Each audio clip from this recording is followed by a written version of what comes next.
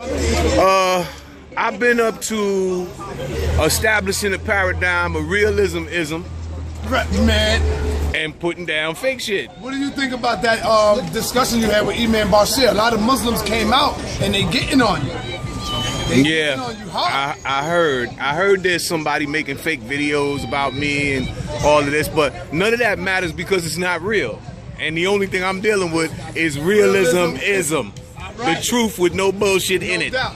I heard you was on the show yesterday and the people saying you blew it up on Israel Doctrine show. What was y'all talking about? I was talking about being real in the conscious community and how, due to the fact that a paradigm was established by our enemies during slavery, right?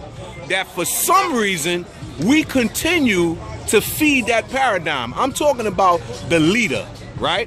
During slavery, our leaders were picked for us, and it was usually the same one who was leading the church, right? Because it was being controlled. So now after that, when you look at our communities, you'll notice that the politicians are also preachers. Reverend Al Sharpton, Reverend Jesse Jackson, Reverend Floyd Flake, Reverend this and that. You understand? Now, I'm not talking down about these reverends now. What I'm saying is that as a community, we're progressing. We're moving away from the slave paradigm and moving towards a real paradigm where we have leaders coming from all segments of the society and not just from religious people. You'll notice that a lot of our dialogue involves religion, religious controversy, religious debate, or religious dialogue. That's coming from that slave paradigm. You understand?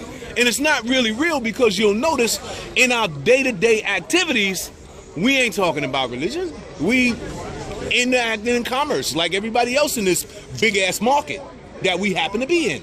You understand? So what we really need to do is really need to put our foots down and decide what we're going to do. Are we going to participate or not? If we're going to participate, why are we playing not to win? You know it takes teamwork to win. But how do you suppose we form teamwork when we are real easy? When we are scattered in religion. Watch. We are scattered in religion. I'm gonna show you right now. Let me answer your question. Right. First of all, you gotta stop fantasizing about big things until you can concretely produce little things. Meaning, right? You take 2 or 3 brothers and you establish something that's real, concrete, right? In the name of the people. This is what we're doing. It's 3 of us, right? Here's a model, and this is how we're going to do it. Now, let's say you take one school that you target. You have how many black schools in this area, right? Now, these schools, the children come out of those schools after school and they go where? They play in the street. You understand? Right. So now, if you got a successful model that you're establishing in a community, 3 brothers, right?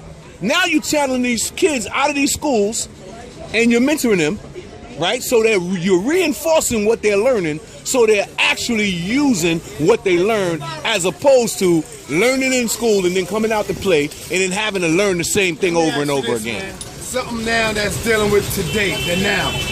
What is your take on our brother Natural Tahuti? How do you feel about our brother getting trapped off in that nonsense, bro? You know, sometimes we create our own situations, right? And then we don't want to take responsibility for our own actions, right? But as an adult, as a man, right? Especially when you